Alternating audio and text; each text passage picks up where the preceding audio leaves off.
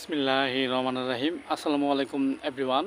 আপনারা দেখছেন জুয়েল চ্যানেল। আজ আপনাদের মাঝে একটি নতুন স্পেশালিস্ট একটি ভিডিও নিয়ে আলোচনা করব। ভিডিওটি হলো অ্যালার্জি হলে 3 টপ মেডিসিন। দেখেন এভরিওয়ান, এটি একটি গুরুত্বপূর্ণ একটি ভিডিও। আমাদের মানবদেহে অ্যালার্জি একটি চর্মরোগ। এই রোগটি আমাদের মানবদেহে সকলেরই কম বেশি দেখা দেয়।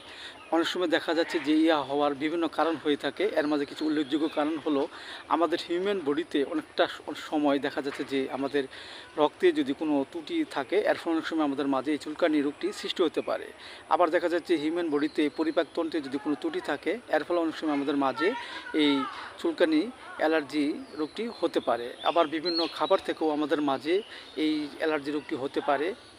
আবার দেখা যাচ্ছে যে ধুলোবালু কিংবা যদি কোনো ঠান্ডা এফেক্ট করে, এর ফলে অনেক সময় আমাদের মাঝে এই অ্যালার্জি রোগটি হতে পারে। সো এভরিওয়ান, এই রোগটি আমাদের মাঝে হলে আমরা হোমিওপ্যাথিতে লক্ষণ অনুযায়ী ওষুধ খেয়ে সুস্থ হতে পারি। যেমন দেখা যাচ্ছে যে এই রোগ আক্রান্ত ব্যক্তিটির পূর্বে শরীরে তার অ্যালার্জি হয়েছে কিন্তু বর্তমানে নাই, কিন্তু কিছুদিন পর আবার শরীরে চাকা চাকা কিছু বন্য হয় এবং ব্যথা করে। এসব লক্ষণে আমরা হোমিওপ্যাথিতে যে ওষুধটি খেতে পারি সেটা হলো হাইড্রাস্টিস 30। আমরা 2 ফোঁটা করে সকাল বিকাল 2 বার সেবন করতে পারি। আবার দেখা যাচ্ছে যে এই রোগ আক্রান্ত ব্যক্তিটির শরীরে কিছু চাকা চাকা কাটার নেই, কিছু বন্য হয় এবং বন্যটি খুব জ্বালা হয় এবং ব্যথা করে। এসব লক্ষণে আমরা হোমিওপ্যাথিতে একটি প্রশংসনীয় ওষুধ খেতে পারি, সেটা হলো আর্টিকা ইউনিয়াস মাদার। আমরা 10 ফোঁটা করে সকাল বিকাল 2 বার সেবন করতে পারি। এবং পাশাপাশি আমরা একটি হোমিওপ্যাথি বায়োকেমিক বড়ি থারাম্পাস 6 4টি উপরে চিবিয়ে আমরা হালকা গরম কুসুম পানি সহ সকাল বিকাল 2 বার সেবন করতে পারি।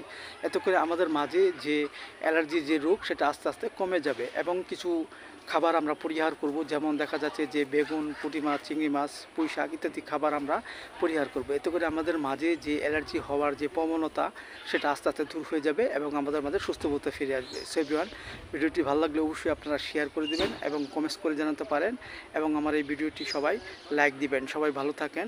Thank you so much.